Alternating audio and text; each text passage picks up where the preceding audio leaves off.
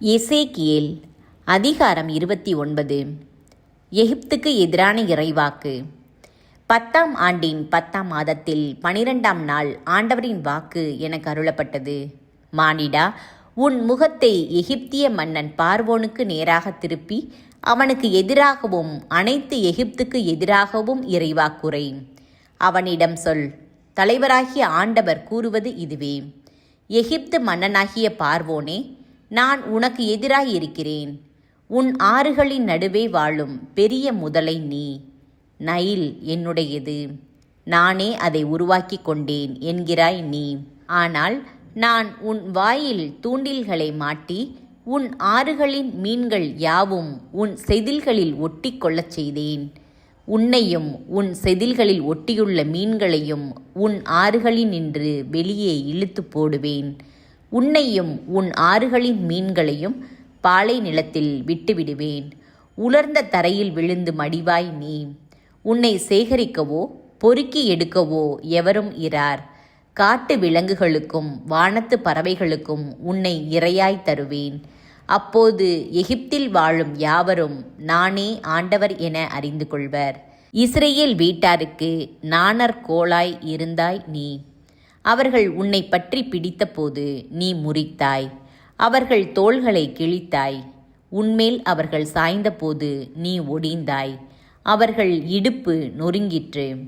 எனவே தலைவராகிய ஆண்டவர் கூறுவது இதுவே: நான் உனக்கு எதிராய் ஒரு வாளை கொண்டு வந்து உன் மாந்தரையும் விலங்குகளையும் கொள்வேன். எகிப்து நாடு பாழடைந்த பாலை நிலமாகும். அப்போது நானே ஆண்டவர் என்பதை அவர்கள் அறிந்து கொள்வர். ஏனெனில் நைல் என்னுடையது, நானே அதை உருவாக்கி கொண்டேன் என்று உரைத்தாய். எனவே நான் உனக்கெதிராகவும் உன் ஆறுகளுக்கு எதிராகவும் இருக்கிறேன். மிக்தோல் முதல் சீனிம் வரை, கூசு எல்லை பகுதி வரை எகிப்து நாட்டை பாழடைந்த பாலை நிலமாக மாற்றுவேன். ஆள் நடமாட்டமோ கால்நடை நடமாட்டமோ அதில் இராது. 40 ஆண்டுகள் யாரும் அங்கே குடியிரார். அழிந்த நாடுகளில் ஒன்றாக எகிப்து நாட்டை மாற்றுவேன். 40 ஆண்டுகள் அதன் நகர்கள் அழிந்த நகர்களிடையே பாழடைந்து கிடக்கும். எகிப்தியரை மக்களினங்களிடையே சிதறடித்து நாடுகளிடையே கலந்தொழிய செய்வேன். ஏனெனில் தலைவராகிய ஆண்டவர் கூறுவது இதுவே: 40 ஆண்டுகள் முடிந்த பின் எகிப்தியரை அவர்கள் சிதறுண்டிருக்கும் நாடுகளினின்று கூட்டி சேர்ப்பேன். எகிப்தின் செல்வங்களை அவர்களுக்கு திருப்பிக் கொடுப்பேன். அவர்களை அவர்களின் முன்னோர் நாடாகிய பத்ரோசுக்கு கொண்டு சேர்ப்பேன். அங்கே எல்லா அரசுகளையும் விட சிறிய அரசாய் அது இருக்கும். மற்ற நாடுகளை விட ஒருபோதும் தன்னை உயர்த்தி கொள்ளாது. நாடுகளை ஒருபோதும் அது ஆட்சி செய்ய இயலாதவாறு அதை மிகவும் வலுவிழக்க செய்வேன். இஸ்ரேல் மக்களுக்கு எகிப்து ஒருபோதும் நம்பிக்கையின் அடையாளமாயிராமல் அதனிடம் அவர்கள் உதவி கேட்ட பாவத்தின் நினைவாக மட்டுமே இருக்கும். அப்போது நானே தலைவராகிய ஆண்டவர் என அறிந்து கொள்வர். மாமன்னன் நெபுக்கத்நேசர் எகிப்தை கைப்பற்றுதல். 27ஆம் ஆண்டு 1 மாதம் 1 நாள் ஆண்டவரின் வாக்கு எனக்கு அருளப்பட்டது.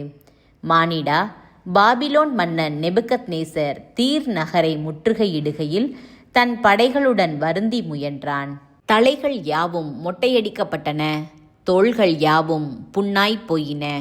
ஆயினும் தீர் நகருக்கு எதிராக அவனும் அவன் படைகளும் செய்த முற்றுகையில் அவர்களுக்கு யாதொரு கைமாறும் கிடைக்காமற் போயிற்று.